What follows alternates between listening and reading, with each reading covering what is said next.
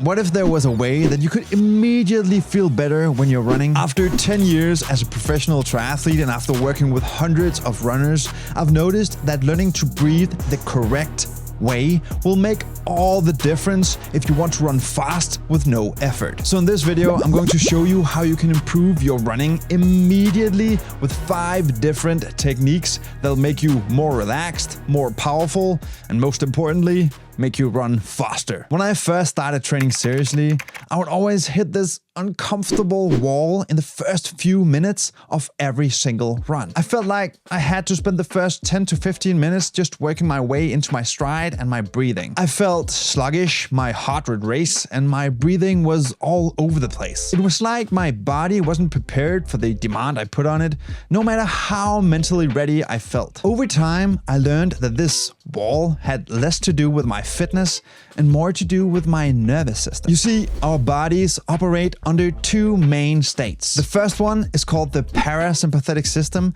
and that is the rest and digest mode. The second one is called the sympathetic system, and that is the flight or fight mode. My mistake was that I was in a parasympathetic state, and then I would just start running. But as I discovered, we need to activate the sympathetic system before we start running. So, how do we do this? Well, one of the experts in this area is called Wim Hof, and he suggests that to activate the sympathetic nervous system or the fight or flight system, we can use something called power breaths. It's a simple breathing exercise that signals to your body that it's time to go. Here's how you do it. Stand up straight and then take a deep, controlled breath through your nose, and then exhale forcefully. Now you repeat this 5 to 10 times, so really focusing on powerful inhalations and powerful exhales. These power breaths help prepare your lungs and your heart and your muscles for the run ahead, so you're not just starting from a cold state. So that begs the question, how do we breathe while we're running? A common misconception is that when you feel out of breath, it's because you need more oxygen. In fact, when I was training in my early years, whenever I'd push myself to the limit, I thought that I was running out of oxygen, so I'd just try to inhale harder. But this only made things worse until I had to stop or slow down because I was simply just hyperventilating. You see, that feeling of being out of breath has less to do with oxygen intake and more to do with CO2 output. When CO2 builds up in your blood, it triggers your brain to make you breathe faster. Essentially, your brain thinks, we need to get rid of this CO2 now. So being out of breath is a signal to get rid of CO2 and not to take in more oxygen. So how do we take advantage of this knowledge? To manage CO2 whenever you feel out of breath, you can focus on what's called forceful exhales. Ever so often when I'm pushing myself, I will do these forceful exhales like this. What I do is I breathe normally and then I exhale forcefully like I'm about to blow out a candle. I do this to get rid of all the CO2 I can and get a hold of my breath once again. Now, this doesn't mean that you should just forcefully exhale every single time you breathe, but just try to do this sometimes, or maybe just when you push yourself, then have those forceful exhales once in a while. If you're anything like me, then you'll notice that this small tweak will help you regain control of your breath so much faster. Now that you're getting rid of CO2, it's time to add structure. You see, we don't want our breathing to be random. Instead, we need what's called rhythmic breathing. When I started training with elite athletes, I noticed something strange. Their breathing was not random. Whether they knew it or not, their breathing was rhythmic and tied to their stride. And from that, they cannot hide. This rhythm wasn't just a habit. It was a technique they used to optimize oxygen intake. Think of rhythmic breathing as a dance with your steps. When you sync your breath with your stride, you just create this natural flow and you feel like it's so much easier to maintain, and also it keeps you focused. The pattern I use is called a 3-2 pattern, and I found that most athletes I work with tend to find that a 3-2 pattern is the easiest to maintain. So what you do is you inhale for 3 steps and then you exhale for 2 steps.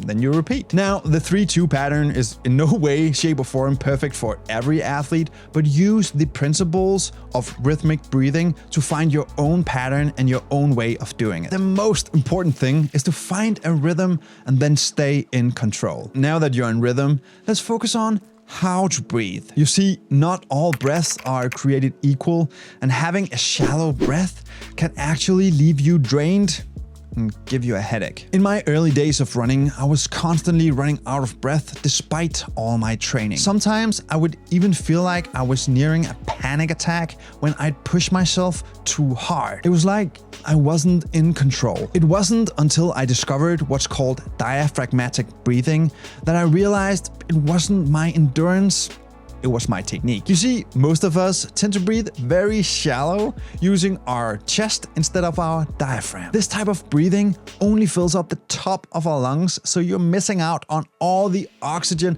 that you could get if you learned how to breathe correctly. You see, your lungs are actually designed to expand all the way down to your belly. So here's a quick way to practice how to do that. Place one hand on your chest and one hand on your belly, and then try to make your belly rise without your chest when you're inhaling. And then make your belly fall flat when you're exhaling. If you want to be even more advanced, try to first fill up your belly and then your chest, and then blow out from the belly first and then your chest.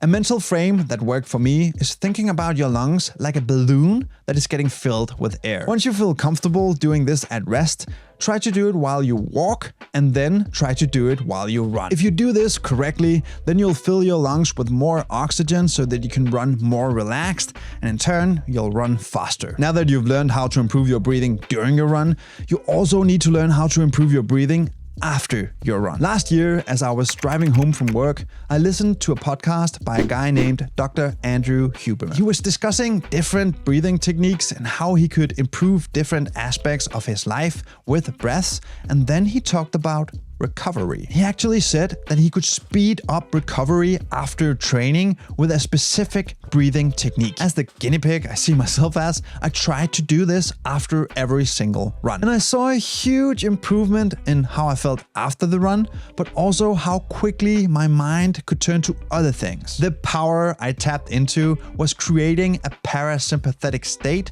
and making my body more relaxed. You see, the parasympathetic nervous system helps you reduce your breath rate, reduce your heart rate, and also speed up your recovery. So how do we do it? To cool down effectively and activate the parasympathetic nervous system, you can try the following protocol. After finishing your run, just walk for a few minutes. Then start to breathe in a box pattern, in through your nose for a set number of seconds. It could be 4 seconds, and then hold your breath on top, maybe for 4 seconds, and then exhale for 4 seconds, and then hold on the bottom for 4 seconds. You can try a 4-4 rhythm or a 5-5 or 6-6, whatever works for you, but try to keep that frame of box breathing. But even though breathing correctly will help you immediately, you will never reach your true potential unless you know how to train the right way. So to make sure you don't end up wasting your hard efforts, you can watch this video here where I'll teach you how to run so fast people think you're cheating.